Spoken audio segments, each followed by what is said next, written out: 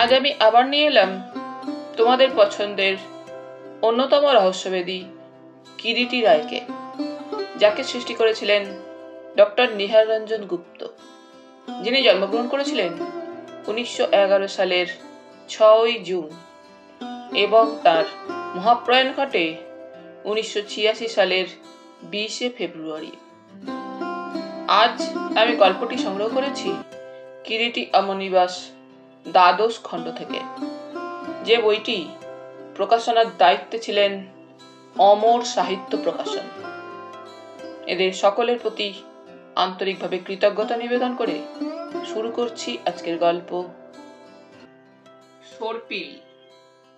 আজ থাকলো প্রথম পর্ব। জয়ন্ত চৌধুরী যখন প্রথম চিঠিটা কিরিটির হাতে তুলে দিয়েছিল, কিরিটি চিঠিটা একবার পড়েছিল, যেমন কোনো মানুষ কোনো চিঠি পড়ে ঠিক তেমনি করেই, এবং সত্যিই তার মনে কোনো কৌতূহল উদ্রেক করেনি। সেই চিঠিটা ভাঁজ করে যে বইটা তখন সে বসে বসে পড়ছিল, সেই বইটার মধ্যে ভাঁজ করে রেখে দিতে দিতে বলেছিল, কাল পরশু এক সময় একবার আসবেন, তখন কথা হবে। জয়ন্ত চৌধুরী কিরিটিকে কিছুটা চিনত, তাই দ্বিতীয় আর কোনো অনুরোধ করেনি, সেদিনকার মতো বিদায় নিয়েছিল। সেই দিনই রাত্রে দ্বিতীয়বার চিঠিটা আবার পড়ে কিরিটি। হাতের লেখাটা সামান্য একটু কাঁপা কাঁপা হলেও স্পষ্ট, পড়তে কষ্ট হয় না আদৌ। লেখিকার হাতের লেখা যে কোনো এক সময় মুক্তোর মতো পরিষ্কার ও ঝরঝরে ছিল, আজও সেটা বুঝতে কষ্ট হয় না যেন। পাতলা নীল রঙের চিঠির কাগজে লেখা চিঠিটা। চিঠির কাগজটা দামি এবং বিলিতি। চিঠির কাগজের ডান দিকের ওপরে মনোগ্রাম করে লেখা ইন্দ্রালয়। খুব দীর্ঘ নয়, 1 পৃষ্ঠার একটা চিঠি। লেখিকা মনে হয় কিরিটির চিঠিটা লিখতে লিখতে কখনো যেন থেমে গিয়েছে, আবার কখনো দ্রুতই কয়েকটা লাইন লিখে নিয়েছে। অক্ষরগুলো সব সমান নয়, লাইনগুলো মধ্যে মধ্যে বেঁকে গিয়েছে, ঠিক যেন সোজা হয়নি। স্পষ্টই বোঝা যায় একটা মানসিক উদ্বেগের মধ্যে যেন লেখিকা চিঠিটা কোনো মতে লিখে শেষ করেছে, এবং সে উদ্বেগটা লেখিকাকে বেশ একটু যেন বিচলিত করেছে, বিশেষ করে চিঠির মাঝামাঝি জায়গায়, যেখানে সেই মানসিক উদ্বেগটা যেন বেশ স্পষ্টই হয়ে উঠেছে। যত দিন যাচ্ছে ব্যাপারটা বেশ যেন স্পষ্টই হয়ে উঠছে। ওদের প্রত্যেকের মনের মধ্যে আমাকে হত্যা করবার একটা স্পৃহা না বলে বোধহয় ইচ্ছেই বলা উচিত, অত্যন্ত স্পষ্ট হয়ে উঠছে ক্রমশ, এবং তাতেই আমার মনে হচ্ছে ওরা যেন প্রত্যেকে আমাকে হত্যা করবার জন্য ওত পেতে সুযোগের অপেক্ষা করছে। সেই জন্যই আমি স্থির করেছি ওদের সে সুযোগটা দেব। এভাবে মনের সঙ্গে অহর্নিশি যুদ্ধ করতে সত্যি আমি পারছি না জয়ন্ত। মনে হচ্ছে যা হবার তা হয়ে যাক। আমি ভালো করে খেতে পারি না, ঘুমোতে পারি না। এভাবে এই বয়সে আমার নার্ভের সঙ্গে এই যুদ্ধ করার চাইতে মনে হচ্ছে যা ওরা চাইছে, আমি বোধহয় সেই অবশ্যম্ভাবীকে এমনি করে বেশি দিন ঠেকিয়ে রাখতে পারবো না। তাই আমি মনে মনে স্থির করেছি, ওরা যদি হত্যা করে আমায় শান্তি পায় তো করুক ওরা আমাকে হত্যা। সত্যি এইভাবে সর্বক্ষণ বসে বসে মৃত্যুর প্রতীক্ষা করতে আর আমি পারছি না। ওদের কারো হাতেই যদি আমার মৃত্যু আমার ভাগ্যে লেখা থাকে তো তাই হোক। আমিও নিষ্কৃতি পাই, ওদেরও ইচ্ছাটা পূর্ণ হয়। পরের দিনই জয়ন্ত এসে আবার উপস্থিত হলো। কিরিটি আরাম কেদারাটার উপর গা এলিয়ে দিয়ে চিঠিটার কথাই ভাবছিল। বসুন জয়ন্তবাবু। কি ঠিক করলেন? জয়ন্ত প্রশ্ন করে। কিরিটি সামনে উপবিষ্ট জয়ন্ত চৌধুরীর দিকে তাকালো। ভদ্রলোকের বয়স বেশি হবে না, 30-এর নিচে নয়, 35-এর ঊর্ধ্বে নয়। সাধারণ দোহারা চেহারা, গায়ের রং উজ্জ্বল শ্যাম, চোখে মুখে অদ্ভুত একটা বুদ্ধির দীপ্তি।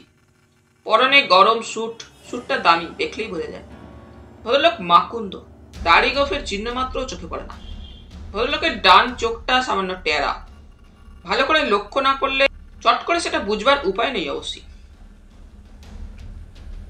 এই চিঠিটা আপনি কবে পেয়েছেন মিস্টার চৌধুরী? কিরিটি প্রশ্ন করেন। দিন 3 হলো। চিঠির লেখিকা ভদ্রমহিলা মানে চিত্রাঙ্গদা দেবী আপনার কে হন যেন বলছিলেন? জেঠিমা। বয়স কত হয়েছে তার? 68-69 হবে।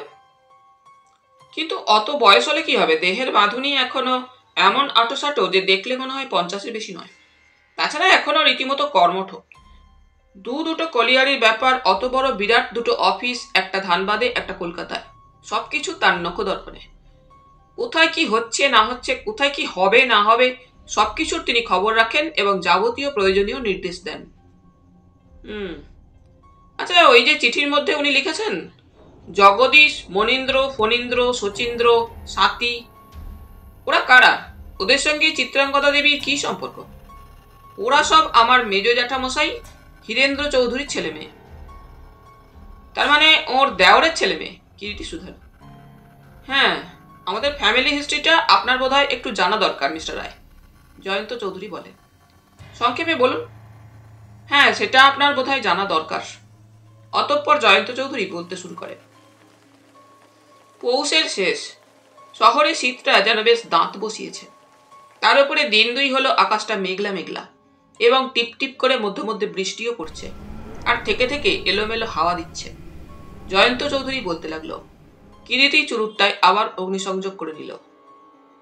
জ্যাঠামশাইরা 3 ভাই ছিলেন, জিতেন্দ্র, হীরেন্দ্র ও নীরেন্দ্র চৌধুরী। ঠাকুরদা তার ছেলেদের সাধ্যমতো লেখাপড়া শিখিয়ে মানুষ করবার চেষ্টা করেছিলেন। জয়ন্ত চৌধুরী বলতে লাগলো একটু থেমে।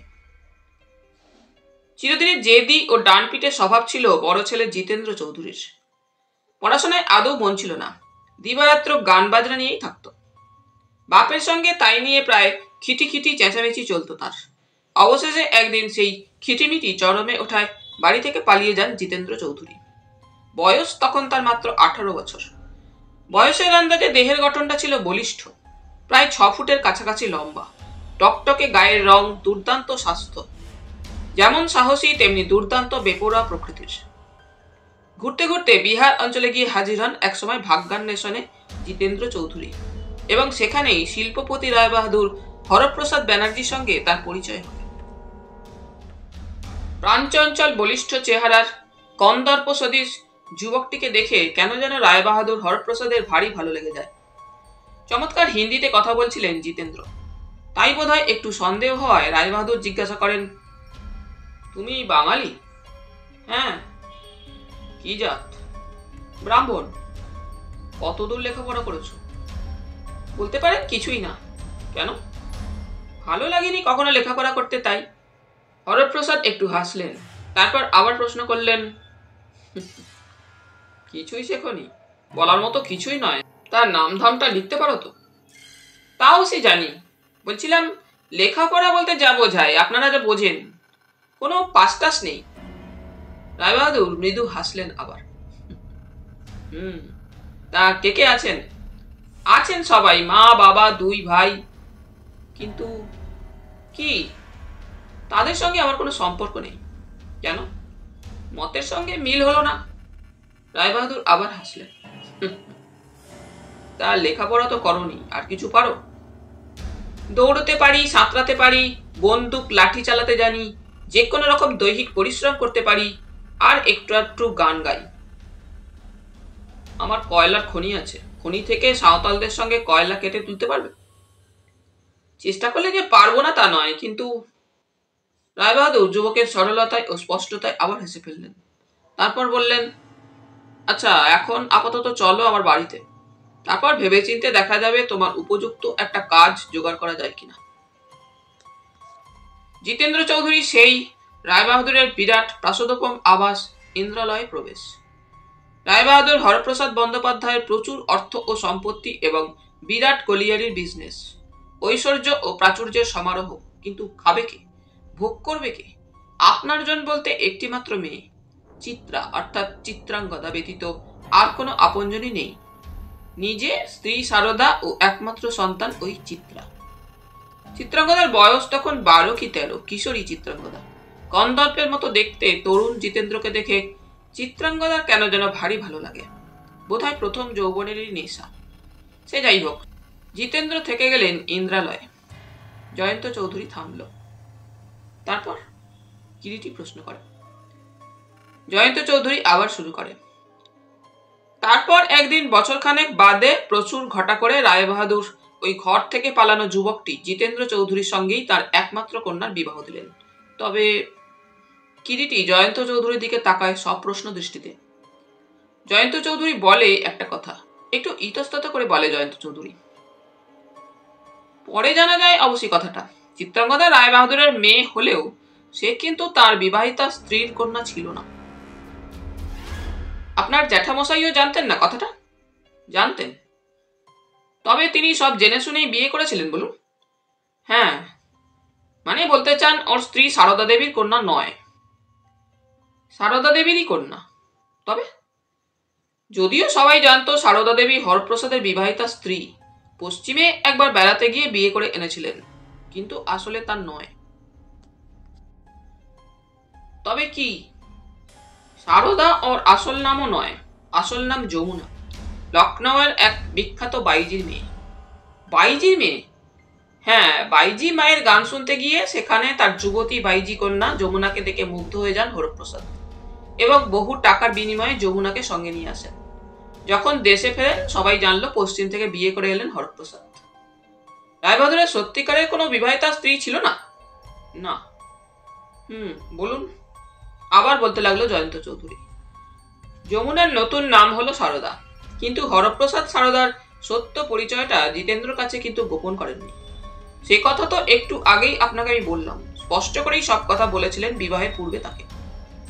তবু বিবাহ আটকায়নি, কারণ হয়তো হরপ্রসাদের মতোই জিতেন্দ্রও চিত্রার রূপে মুগ্ধ হয়েছিলেন। তিনি সানন্দেই বিবাহ করলেন চিত্রাঙ্গদাকে এবং শ্বশুরের মৃত্যুর পর তার বিরাট সম্পত্তির মালিকও হয়ে বসলেন। তারপর জ্যাঠামশাই কিন্তু বেশি দিন বাঁচেননি। মাত্র ৪৫ বছর বয়সে বাঘ শিকার করতে গিয়ে একদিন হাজারিবাগের জঙ্গলে বাঘের হাতে জখম হয়ে সেপটিক হয়ে মারা যান। ওদের কোনো সন্তানাদি হয়নি? না। তারপর এদিকে জিতেন্দ্রর অন্য দুই ভাই হিতেন্দ্র ও নীরেন্দ্র চৌধুরী, একজন তখন ওকালতি করেন ও একজন অধ্যাপনা করে জীবন কাটাচ্ছিলেন। দুজনেই বিবাহ করেছিলেন। ছোট ভাই নীরেন্দ্র চৌধুরীও জিতেন্দ্র চৌধুরী মারা যাবার কিছুদিনের মধ্যেই মারা যান। তার একটিমাত্র ছেলে আমি, বিএ পাস করে জীবন বীমা অফিসে চাকরি করছি, সেও তো আপনি জানেন। ৩০০ টাকা মাইনে পাই, বিয়ে থা করিনি। একা মানুষ, মোটামুটি সচ্ছলতার মধ্যেই দিন কাটছে। কিন্তু যাক, যা বলছিলাম, জিতেন্দ্র চৌধুরীর মেজ ভাই হীরেন্দ্র চৌধুরী ওকালতি করে তেমন একটা কিছু উপার্জন করতে কোনোদিনই পারেননি। তারই ৫টি ছেলে মেয়ে, জগদীন্দ্র, মনীন্দ্র, ফণীন্দ্র ও শচীন্দ্র, ৪ ছেলে এবং একটি মাত্র মেয়ে স্বাতী। তারও অকালেই, মানে নীরেন্দ্র চৌধুরীর মৃত্যুর বৎসর ২ মধ্যেই মৃত্যু হয়। ওদের মা আগেই মারা গিয়েছিলেন। এদিকে হীরেন্দ্র চৌধুরীর মৃত্যুর পর জিতেন্দ্র চৌধুরীর বিধবা স্ত্রী চিত্রাঙ্গদা দেবী দয়াপরবশ হয়ে ওদের নিজের কাছে নিয়ে যান ইন্দ্রালয়ে। সেও আজ ১২-১৩ বছর আগেকার কথা। হীরেন্দ্রর একটি ছেলেও বলতে গেলে মানুষ হয়নি। মেয়ে ওই স্বাতী বিয়ে পাস করেছে। অতঃপর জয়ন্ত চৌধুরী তার জ্যাঠতুত ভাই বোনদের একটা মোটামুটি পরিচয় দিল। বড় জগদীন্দ্র, বয়স ৩০-৩১ হবে, চিরদিনই রুগ্ন, ক্রনিক হাঁপানির রুগী। ম্যাট্রিক পরীক্ষা বারদুই দিয়েছিল, পাস করতে পারেনি। বাড়িতে সর্বক্ষণ বসে থাকে এবং বসে বসে পেশেন্স খেলে তাস নিয়ে। খাওয়া দাওয়ার ব্যাপারে একটু বিলাসী ও লোভী। দ্বিতীয় মনীন্দ্র চৌধুরী, বড় ভাইয়ের চেয়ে বছর ২ ছোট হবে। জগদীন্দ্র তবু ম্যাট্রিক পরীক্ষা দিয়েছিল, সে তাও দেয়নি। খেলাধুলার খুব নেশা। ওই অঞ্চলের একজন নামকরা ফুটবল প্লেয়ার, সেন্টার ফরওয়ার্ডে খেলে। স্বাস্থ্য ভালো এবং শৌখিন প্রকৃতির, বেশভূষা ও সাজসজ্জার দিকে বিশেষ নজর। তৃতীয় ফণীন্দ্র, ডান পাটা খোঁড়া, চলার সময় পাটা একটু টেনে টেনে চলে। ফণীন্দ্র নেশা গান বাজনায়, ভালো তবলা বাজায়। ক্লাস 8 পর্যন্ত পড়ে পড়াশোনায় ইস্তফা দিয়ে দিয়েছে। স্বাস্থ্য মোটামুটি এবং সেও তার দাদার মতোই ভোজন বিলাসী। চতুর্থ শচীন্দ্র, ভাইদের মধ্যে সেই দেখতে সবচেয়ে বেশি সুন্দর। ভাইয়ের মধ্যে ওই ম্যাট্রিকটা পাস করেছে। কবিতা লেখা ও রহস্য রোমাঞ্চের বই পড়া তার একটা নেশা। স্বাতী বোন, স্থানীয় কলেজ থেকে বিএ পাস করেছে গত বছর, এমএ পড়ার ইচ্ছা, কিন্তু চিত্রাঙ্গদা দেবী স্পষ্টই জানিয়ে দিয়েছেন না, যথেষ্ট হয়েছে। চিত্রাঙ্গদা দেবী তার বিয়ের জন্য পাত্রের সন্ধান করছিলেন। এমন সময় হঠাৎ প্রকাশ পেল চিত্রাঙ্গদা দেবীর ধানবাদ অফিসের যে তরুণ অ্যাসিস্ট্যান্ট ম্যানেজারটি বছর ২ হলো তার ধানবাদ অফিসে যোগ দিয়েছে, অনিন্দ্য চক্রবর্তী, তাকেই নাকি স্বাতী বিয়ে করতে চায়।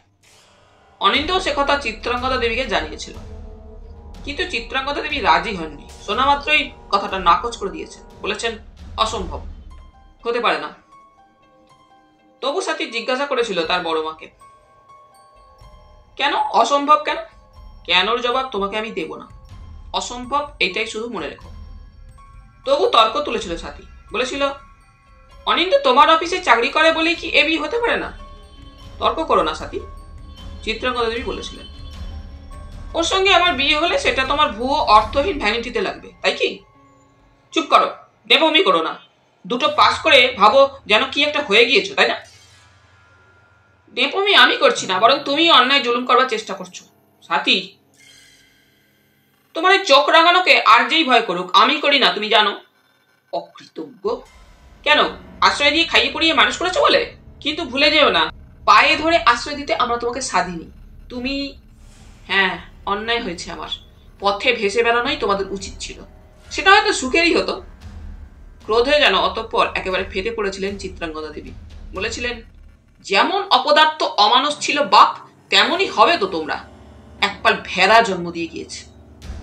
হ্যাঁ, বাপ আমাদের অপদার্থ অমানুষ তো হবে, কারণ তুমি যে তার সন্তানদের প্রতি কৃপা দেখিয়ে আশ্রয় দিয়ে বাহাদুরি করে বা সুযোগ পেয়েছ। সাথী, তুমি স্পর্ধার সীমা লঙ্ঘন করছো। চাপ্পা কণ্ঠে তর্জন করে উঠেছিলেন চিত্রাঙ্গদা দেবী অতঃপর। ভাগ্যে মনীন্দ্র ওই সময় সামনে এসে পড়েছিল। সে কোনো মতে বোনকে সরিয়ে নিয়ে যায়। কিরিটি প্রশ্ন করে, আপনি কার কাছে শুনলেন এসব কথা? আপনি তো সেখানে থাকেন না। না, সাথী আমাকে চিঠি লিখে জানিয়েছিল সব কথা। তারপর কি হলো? কি আর হবে, ব্যাপারটা ওইখানেই চাপা পড়ে গেল, জয়ন্ত চৌধুরী বললে। আর ওই অনিন্দ্য চক্রবর্তী, তার কি হলো? সে এখনো চাকরি করছে। তা আপনি আমার কাছে এসেছেন কেন মিস্টার চৌধুরী, এবারে বলুন তো? কেন, আপনি চিঠিটা পড়েছেন তো? বড়মার ধারণা হয়েছে এই মাসের 15 তারিখে তার জন্মদিন, এবং তার কোষ্ঠীতেও আছে নাকি এই সময়টা তার অপঘাতে মৃত্যুযোগ। কাজেই তিনি খুব নার্ভাস হয়ে পড়েছেন। কোষ্ঠীতে মৃত্যুযোগ আছে বলে? হ্যাঁ, তার কোষ্ঠীতে যা যা ছিল সব ফলে গিয়েছে, আজ পর্যন্ত একেবারে ঠিক ঠিক। তাই, কিন্তু এক্ষেত্রে আমি তাকে কি সাহায্য করতে পারি? দেখুন, কথাটা তাহলে আপনাকে আমি আরো একটু স্পষ্ট করে বলি। জেঠিমার ওই চিঠিটা পাওয়ার পর থেকেই আমারও মনে হচ্ছে সত্যি হয়তো জেঠিমাকে ঘিরে একটা ষড়যন্ত্র ঘন হয়ে উঠছে। ষড়যন্ত্র? হ্যাঁ, আর তাই আমি আপনার কথা জেঠিমাকে ফোনে জানিয়েছিলাম। বলেছিলাম আপনার সাহায্য নিলে হয়তো সব ষড়যন্ত্র ফাঁস হয়ে যেতে পারে। কিন্তু মিস্টার রায়, তাই জেঠিমা ও আমার দুজনেরই ইচ্ছা, বিশেষ করে ওই সময়টা, সেখানে আপনি উপস্থিত থাকুন। আপনি অমত করবেন না? কিরিটি অতঃপর কি যেন ভাবে কয়েক মুহূর্ত, তারপর বলে, আপনার কথা হয়তো মিথ্যে নয়, কিন্তু সেখানে আমি কিভাবে যেতে পারি সেটা আপনিই ভেবে বলুন। আচ্ছা জয়ন্তবাবু, গোষ্ঠীর ব্যাপারে বুঝি চিত্রাঙ্গদা দেবীর খুব বিশ্বাস? কিরিটি মৃদু হেসে প্রশ্ন করে। হ্যাঁ, কিন্তু মিস্টার চৌধুরী, সত্যি যদি তার এই সময় অপঘাতে মৃত্যুযোগ থাকে, কারো সাধ্য আছে কি তাকে রক্ষা করার? সে কি আর আমি বুঝি না? তাছাড়া তারও ধারণা কি, তার মৃত্যু যদি ঘটেই তো ওরাই তাকে হত্যা করবে। তাই আরো বেশি করে ওদের গতিবিধির ওপর সর্বক্ষণ প্রখর দৃষ্টি রাখবার জন্যই একজনের সাহায্য আমরা চাই। কিরিটি আবারও হাসল। ঠিক আছে মিস্টার চৌধুরী, আমি যাব। অন্য কোনো কারণ নয়, ব্যাপারটা সত্যি বিচিত্র, তাই যাব। কিন্তু আপনার কি ধারণা বলুন তো? আমার? হ্যাঁ, খুব একটা অসম্ভব নয় কিছু। কি? বড় মাকে ওদের কারো পক্ষে হত্যা করা। কিন্তু কেন বলুন তো? একটা কথা আপনাকে বলা হয়নি মিস্টার রায়। কি বলুন তো? আমার যে 5 জন জেঠতুতো ভাই বোনের কথা একটু আগে আপনাকে বললাম, তাদের অবস্থাও আজ কোণঠাসা জন্তুর মতো। কিরকম? বড় মাকে আপনি দেখেননি, কিন্তু দেখলে বুঝবেন স্ত্রীলোক হলেও তার অদ্ভুত একটা ব্যক্তিত্ব আছে, এবং আছে প্রত্যেকের উপরে প্রভুত্ব করবার একটা অদ্ভুত লিপ্সা, তাই বুঝি? হ্যাঁ, তার ধারণা চিরদিন, ধারণাই বা বলি কেন, মনে হয় স্থির বিশ্বাস যে তার মতো সুন্দরী নেই, তার মতো বুদ্ধিমতী নেই। তিনি যা করবেন বা করেন সেটাই ঠিক, তিনি যা বোঝেন সেটাই শেষ কথা। সবাইকে তারই নির্দেশ মেনে চলতে হবে। বলতে পারেন তার এটাই বিচিত্র একটা সুপিরিয়রিটি কমপ্লেক্স। তার যে গুণ নেই তা নয়, বরং অনেক গুণই আছে। তাছাড়া মনে স্নেহ মমতাও আছে, তবু ওই কমপ্লেক্সটুকুই তখন তার যা কিছু রাহুর মতো গ্রাস করেছে। শোনা যায় ওই কারণেই জ্যাঠামশাইয়ের সঙ্গে কোনোদিন যাকে বলে সত্যিকারের মিল তো হয়নি, দুজনের মধ্যে কোনোদিন সত্যিকারের একটা প্রীতির সম্পর্ক গড়ে উঠতে পারেনি। ইন্টারেস্টিং। তারপর কিরিটির চুরুটটা একসময় নেভে গিয়েছিল, পুনরায় সে তাতে অগ্নিসংযোগ করে নিল।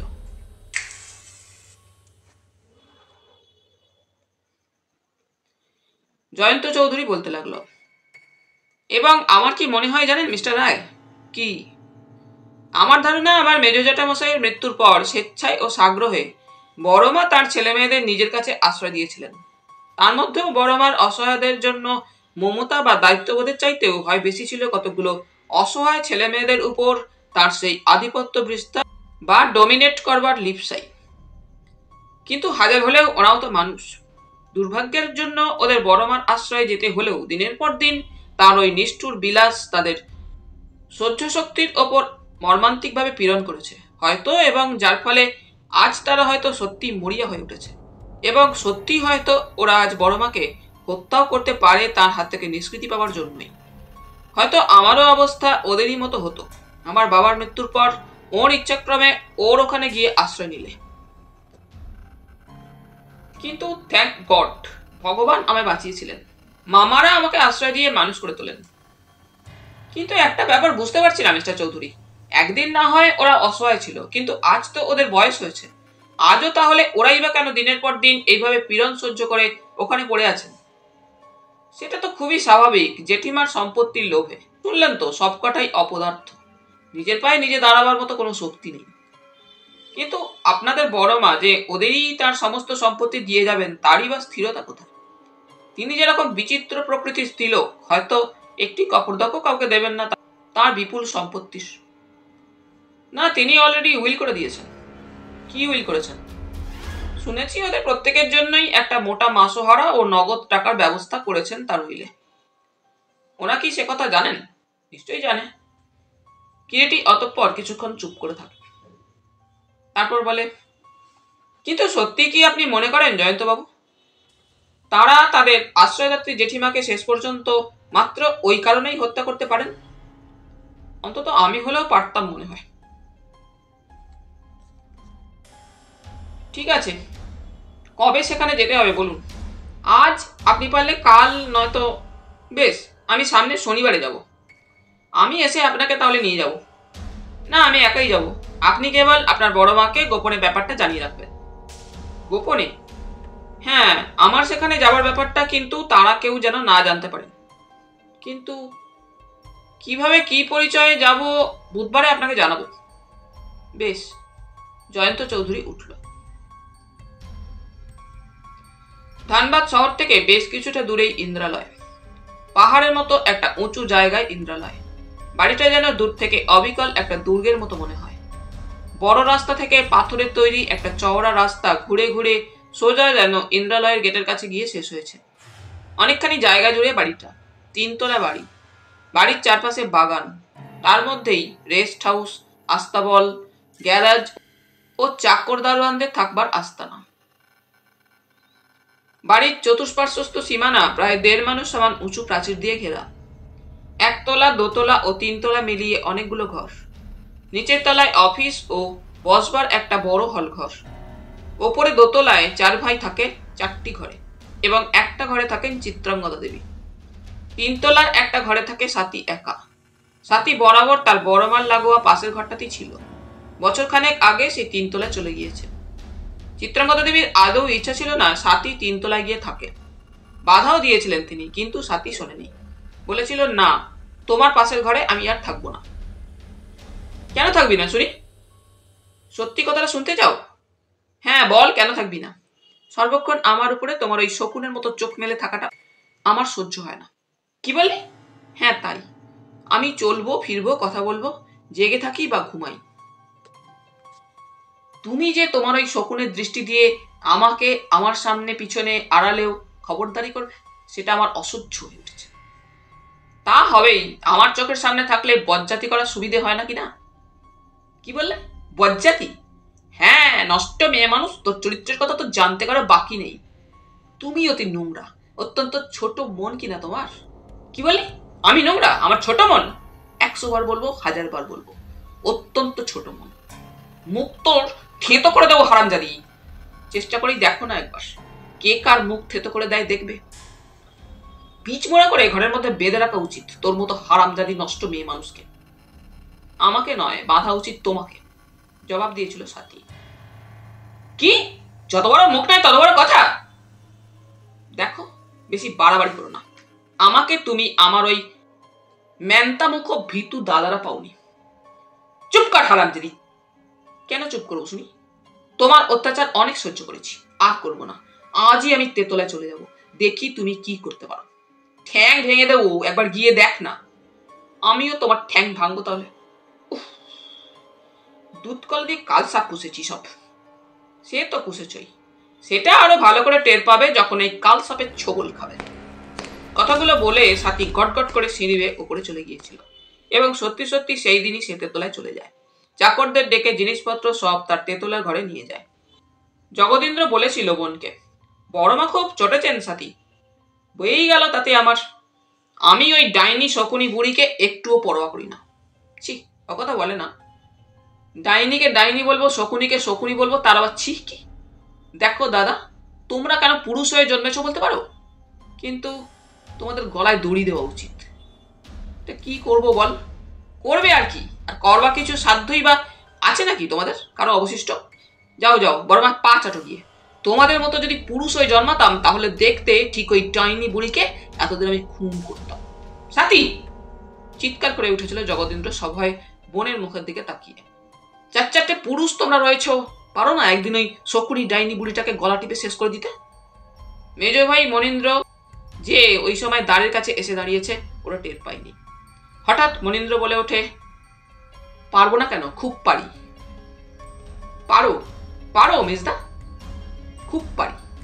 মনীন্দ্র বলতে বলতে ঘরের মধ্যে এসে ঢোকে। জগদীন্দ্র তখন যেন একেবারে বোবা হয়ে গিয়েছে, ভয়ে তার গলা শুকিয়ে এসেছে। মনীন্দ্র আরো বলে, তুই দেখে নিস সাথী, একটু সুযোগ পেলেই। হঠাৎ শুকনো গলায় এই সময় কোনো মতে জগদীন্দ্র ধমকে ওঠে ছোট ভাইকে। মণি, কি হচ্ছে কি? আমাকে চোখ রাঙাচ্ছ কি দাদা? আমি জানি তুমিও। মণি, হ্যাঁ, তুমিও সুযোগ পেলে ওকে হত্যা করবে। কি বললি? আমি? হ্যাঁ তুমি। ভুলে যাস না মণি, বড় মা না থাকলে আজ আমরা কোথায় ভেসে যেতাম। সেও বোধহয় এর চাইতে ভালো হতো দাদা। এর নাম বাঁচা বলো তুমি? সাথী তো মিথ্যা বলেনি, ঠিকই বলেছে। এর চাইতে জেলের কয়েদিদের জীবনও স্বাধীনতা আছে। একবার ভেবে দেখো তো, আমাদের আশ্রয় দেওয়ার ছল করে কিভাবে আমাদের 5 ভাই বোনকে বড় মা বন্দি পঙ্গু করে রেখেছে। শোনো দাদা, তোমাকে আমি শেষবারের মতো বলে রাখছি। কি? ভয়ে ভয়ে তাকায় জগদীন্দ্র ছোট ভাইয়ের মুখের দিকে। তোমরা এখানে পড়ে থাকতে পারো, কিন্তু আমি এখান থেকে চলে যাব। চলে যাবি? হ্যাঁ। কোথায়? যেখানে হোক, পথে ঘাটে। কিন্তু খাবি কি? কলের জল খাবো। বোকার মতো কথা বলিস না মনি, কলের জল খেয়ে মানুষ বাঁচে না। বাঁচবে না কেন? এই রাজভোগের চাইতে সে অনেক ভালো, অনেক সম্মানের। বলে ওঠে সাথী। পাগলামি করিস না মনি, ওসব গল্প কবিতাতেই লেখা থাকে, জগদীন্দ্র বলে। সাথী বড় ভাইয়ের সে কথায় কান না দিয়ে মেজ ভাইয়ের দিকে তাকিয়ে বলে, যাবে যাবে মেজদা, সত্যি চলো, এখান থেকে আমরা চলে যাই। যাবো, সুযোগ এলেই যাবো, মনীন্দ্র বলে। ছেলে মানুষই করিস না মনি, জগদীন্দ্র বলে ওঠে আবার ভীত কণ্ঠে। পৃথিবীটা এত সোজা নয়, ভুলে গেছিস? মনে নেই বাবার সেই রোজগারের জন্য উদয়স্ত পরিশ্রম? তবু দুবেলা পেট ভরে আমাদের আহার জুটত না। মার সেই কান্না, তবু সে কান্নার মধ্যে ইজ্জত ছিল, সম্মান ছিল দাদা। এরকম গ্লানি আর অপমানের জ্বালা ছিল না, সাথী বলে। চতুর্থ ভাই শচীন্দ্র ওই সময় এসে ঘরে ঢোকে। ব্যাপার কি রে সাথী, হঠাৎ ওপরে চলে এলি কেন? বড়মা ভীষণ রেগে গেছে মনে হলো। তাই বড়মার জন্য বুঝি ওকালতি করতে এসেছো ছোটদা? তার মানে আর কি, তুমি বড়মার ভয়ে যেমন সর্বদা জুজুগুড়ি হয়ে আছো, তেমনি থাকো না এখানে কেন? সাথীর কথাবার্তাগুলো আজকাল কেমন শুনছো বড়দা? শচীন্দ্র বড় ভাইয়ের মুখের দিকে তাকিয়ে বলে। সত্যি কথা বলছি কিনা তাই শুনতে খারাপ লাগছে ছোটদা। ওহ, দুটো পাস করে যে একেবারে ধরাকে সরাগান করেছিস রে, শচীন্দ্র টিপ্পনি কাটে। তা তো করবই, এ তো আর গদ্য কবিতা লেখার মতো সহজ নয়। আগে লেখ না একটা, তারপর এমন বড় কথা বলিস, শচীন্দ্র বলে ওঠে। ও যত খুশি তুমি বসে বসে লেখোগে আর দুবেলা বড় মার দেওয়া রাজভোগ খাওগে। তুই নেমো খারাম ছোট লক্ষ্মী না, তাই বড় মার সব উপকার ভুলে গেছিস আজ। তারপর একটু থেমে বলে, গলা ধাক্কা দিয়ে যখন বড় মা এ বাড়ি থেকে বের করে দেবে তখন বুঝবি। বুঝতেই তো আমি সেটা চাই, বলোগে না তোমার বড় মাকে কথাটা। দেখ সাথী, এত তেজ মেয়ে মানুষের ভালো নয়। যাও যাও, আর উপদেশ দিতে হবে না, কবিতা লেখো গিয়ে, আর তোমার বড় মায়ের পায়ে তেল দাওগে, অপদার্থ কাপুরুষ। ঘৃণা ভরে কথাগুলো বলে সাথী মুখ ফিরিয়ে নেয় তার ভাইয়ের দিক থেকে। কিন্তু আশ্চর্য, শেষ পর্যন্ত দেখা গেল চিত্রাঙ্গদা দেবী যেন সাথীর তিনতলায় যাবার ব্যাপারটা মেনেই নিলেন। প্রথমটায় যতই হাঁকডাক করুন না কেন, সাথী ওপরে চলে যাবার পর যেন হঠাৎ চুপ করে গেলেন। বরং বাড়ির বুড়ি ঝি লক্ষ্মীর মাকে বলে দিলেন রাত্রে সাথীর ঘরে দরজার সামনে গিয়ে শুয়ে থাকতেন। সাথী যেন তিনতলায় গিয়ে কতকটা হাঁপ ছেড়ে বাঁচে। প্রতি মুহূর্তে এখন চিত্রাঙ্গদা দেবীর মুখোমুখি হতে হয় না। চিত্রাঙ্গদা দেবীর দুই চোখের সন্দিগ্ধ কুটিল দৃষ্টি তাকে কাটার মতো বিঁধবে না। বাতের জন্য বেশি হাঁটা চলা আর এখন করতে পারেন না চিত্রাঙ্গদা দেবী। সিঁড়ি বেয়ে যখন তখন তিনতলায় উঠে আসাটা তো এক প্রকার দুঃসাধ্যই তার পক্ষে। চিত্রাঙ্গদা দেবীর আসন্ন জন্মদিন উৎসব উপলক্ষে ইন্দ্রালয়ে সবাই ব্যস্ত।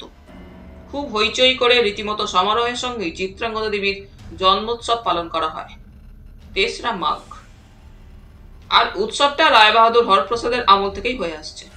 একমাত্র সন্তান আদরিণী কন্যার জন্মদিনটা খুব সাড়ম্বরেই যেন স্মরণ করিয়ে দিতেন সকলকে প্রতি বছর। ইন্দ্রালয়ের পিছনে যে বাগান, সেখানে পরপর সব তাঁবু পড়ত।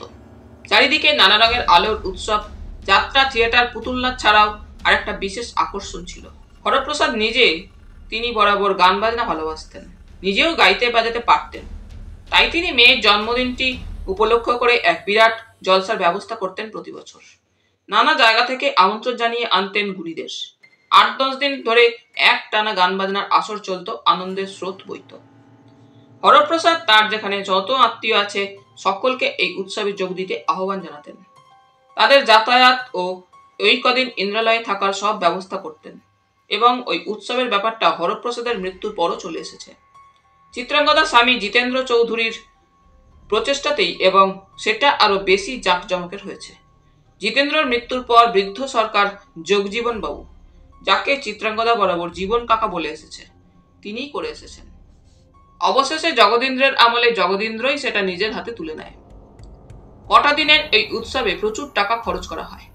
আর বিশেষ একটা ব্যাপার হচ্ছে, ওই উৎসবের কটা দিনের জন্য চিত্রাঙ্গদা দেবী তার আভিজাত্য ও দাম্ভিকতার সকল ব্যবধান ঘুচিয়ে অন্তত অত্যন্ত সহজ সরল স্বাভাবিকতার মধ্যে যেন নেমে আসেন।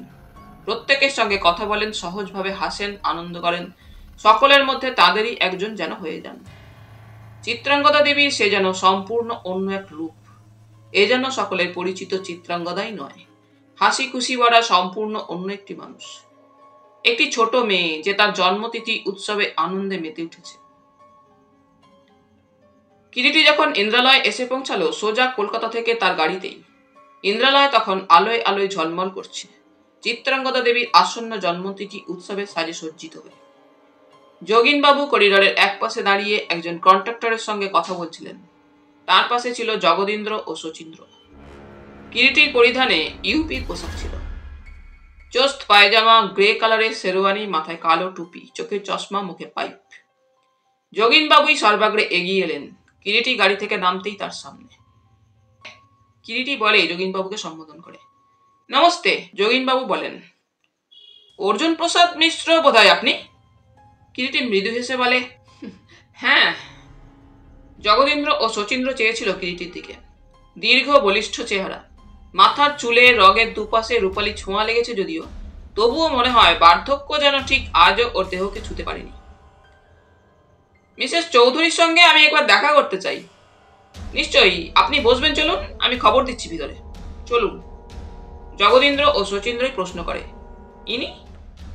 যোগিনবাবু তাড়াতাড়ি থেমে বলেন, পরিচয় করে দিই, এরা স্বর্গত মিস্টার চৌধুরী ছোট ভাইয়ের দুই ছেলে, জগদীন্দ্র ও শচীন্দ্র কুমার চৌধুরী। ও নমস্কার। কিরিটি হাত তুলল। ওরা দুই ভাইও প্রতি নমস্কার জানায়। নমস্কার।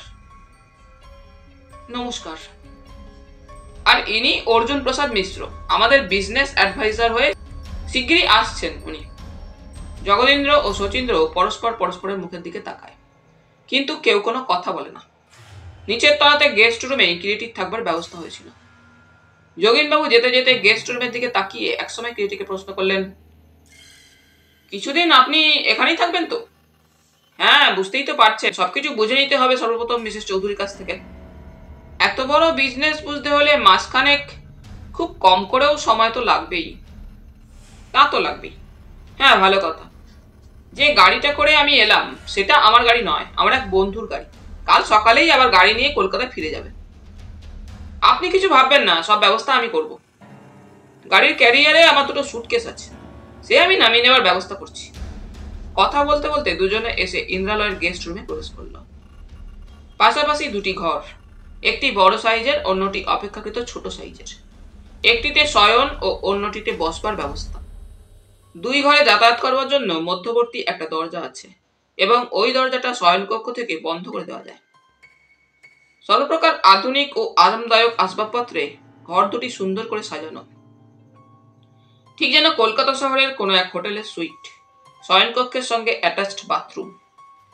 যোগিনবাবু ওই কক্ষে কিরিটিকে পৌঁছে দিয়ে বললেন, আপনি ততক্ষণ একটু বিশ্রাম করুন, চা পান করুন, ভেতরে আমি খবর দিচ্ছি। যোগিনবাবু চলে গেলেন। একটু পরে একজন ভৃত্য কিরিটির সুটকেস দুটো ওই কক্ষে পৌঁছে দিয়ে চলে গেল। কিরিটি শয়নকক্ষে প্রবেশ করে কক্ষের মধ্যবর্তী দরজাটা বন্ধ করে পথের বেশভূষা বদল করে নিল।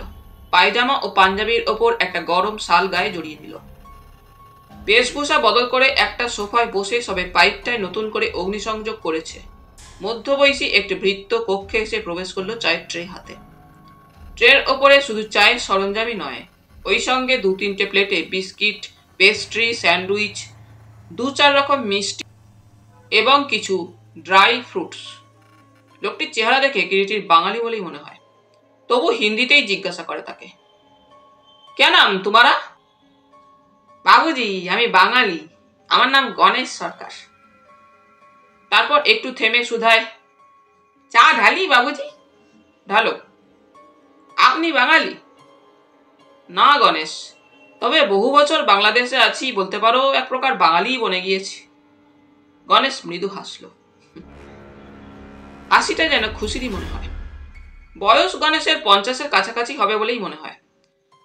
মাথার 2-3 অংশ চুল পেকে সাদা হয়ে গেছে, সামনের দিকে অনেকটা টাক, বেঁটে গোলগাল চেহারা, পরিষ্কার একটা ধুতি ও হাফ শার্টের ওপর মোটা একটা সোয়েটার গায়ে।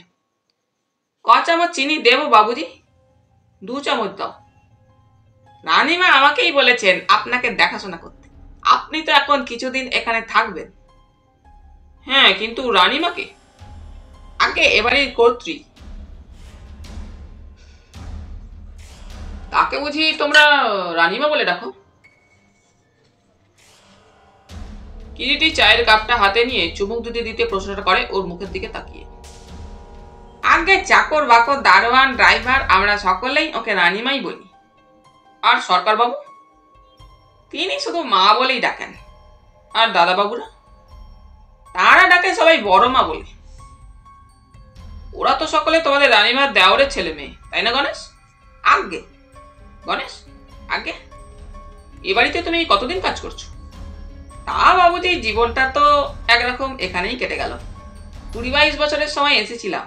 ও, তবে তো তুমি তোমাদের কর্তাবাবুকে দেখেছো? দেখেছি বই কি, যেমন চেহারা তেমনি রূপ, আর তেমন ছিল দরাজ মন, ঠিক রাজা মহারাজাদের মতো। তোমাকে খুব ভালোবাসতেন মনে হচ্ছে। শুধু আমাকে কেন বাবুজি, সকলের প্রতি তার সমান দয়া ছিল। তার সামনে গিয়ে দাঁড়াতে কারো কখনো এতটুকু ভয় করেনি। আর তোমাদের রানীমা? রানীমা? ওরে বাবা, না ডাকলে কারো সামনে গিয়ে দাঁড়াবার সাহস আছে নাকি?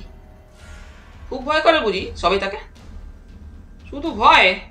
বাঘের মতো সবাই ভয় করে তাকে, তবে আমাকে খুব স্নেহ করেন। ওই সময় জয়ন্ত চৌধুরী এসে ঘরে প্রবেশ করল। নমস্কার মিস্টার মিশ্র। নমস্কার। জয়ন্তকে ঘরে ঢুকতে দেখে গণেশ ঘর থেকে নিঃশব্দে বের হয়ে গেল। বসুন মিস্টার চৌধুরী। কিরিটি জয়ন্ত চৌধুরীর দিকে তাকিয়ে বলে, বসুন, দাঁড়িয়ে রইলেন কেন?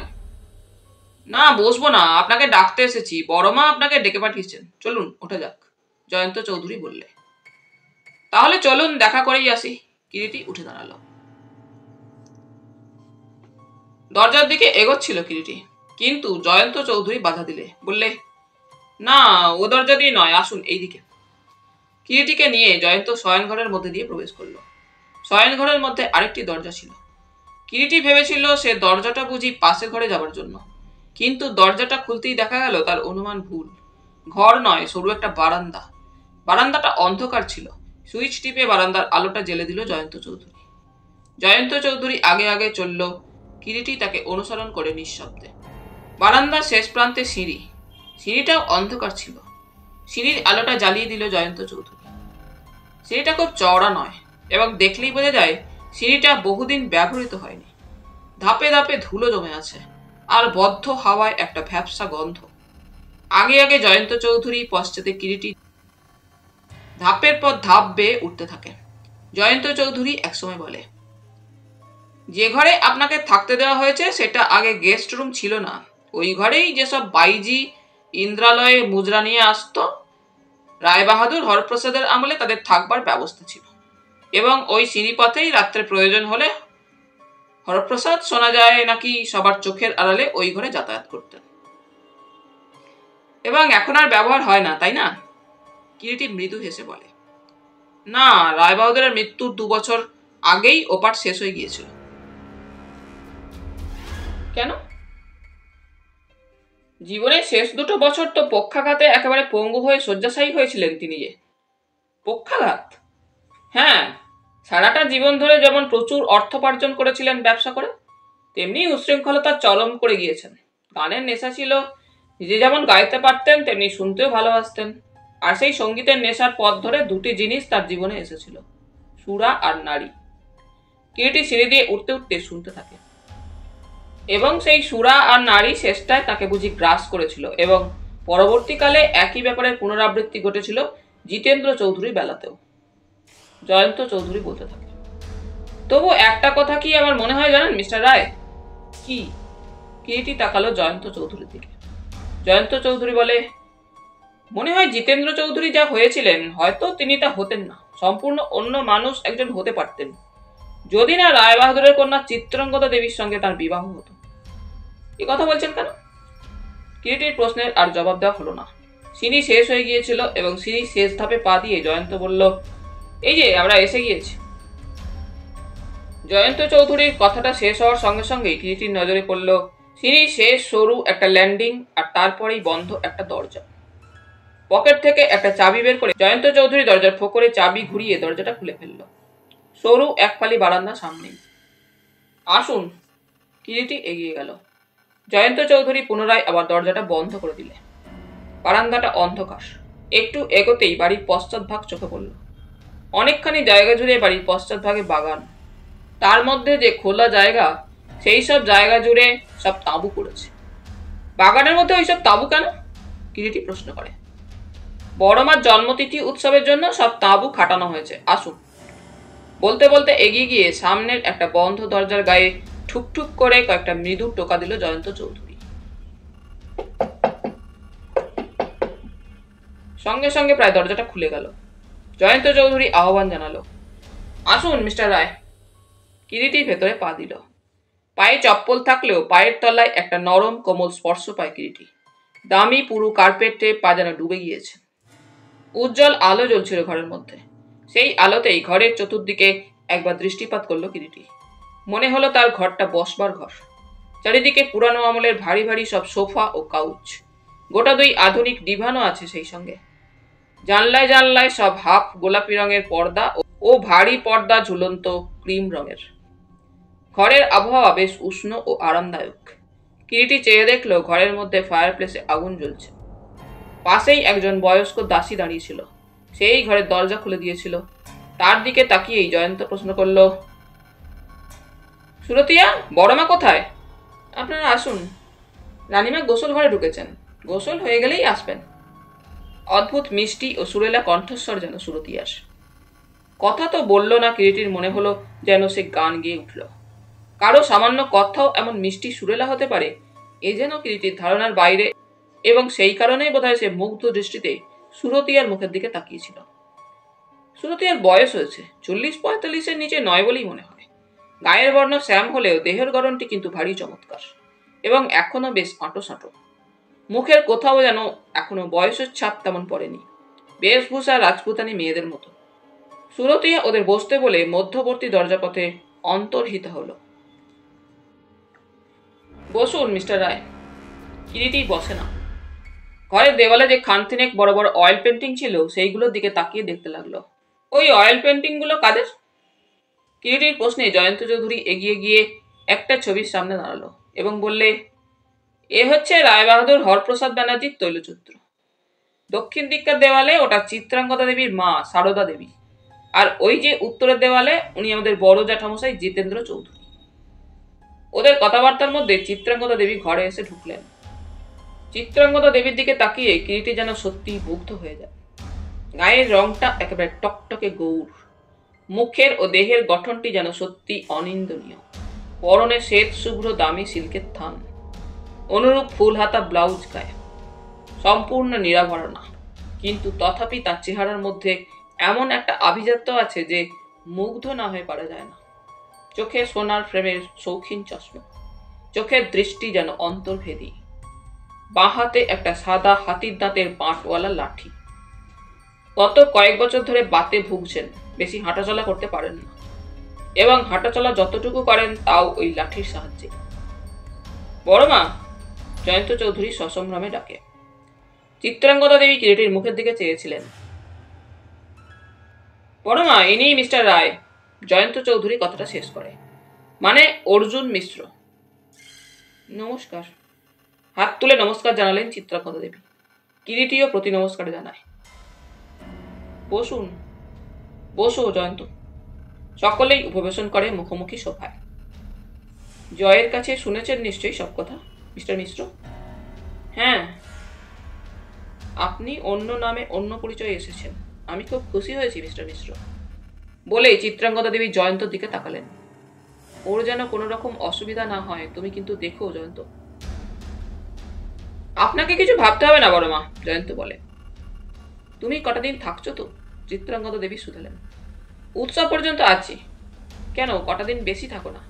না বড় মা, ওই সময় আমার পক্ষে বেশি দিন থাকা। জয়ন্ত চৌধুরীর কথা শেষ হলো না। সুরতিয়া এসে ঘরে ঢুকলো। রানীমা। কি? ভুরু কুচকে তাকালেন চিত্রাঙ্গদা দেবী সুরতিয়ার দিকে। সুধন্য এসেছে। কে? কে এসেছে? সুধন্য। বললাম রানীমা এখন ব্যস্ত আছেন, দেখা হবে না, কিন্তু কিছুতেই আমার কথা শুনছে না। সুরতিয়ার কথা শেষ হলো না। খোলা দরজার পথে একজন এসে ঘরে ঢুকে পড়ল। ওই সময় সকলেরই চোখের দৃষ্টি একসঙ্গে গিয়ে আগন্তুকের উপর পড়ে। আগন্তুকের চেহারা ও বেশভূষা সত্যি দৃষ্টি আকর্ষণ করে। রোগা পাতলা চেহারা, এককালে গায়ের রংটা হয়তো অত্যন্ত ফর্সাই ছিল, এখন কেমন যেন তামাটে বর্ণ হয়েছে। এক মাথা ঝাঁকড়া ঝাঁকড়া চুল, লালচে তৈলহীন রুক্ষ। কতকাল যে তেলের সঙ্গে সম্পর্ক নেই কে জানে।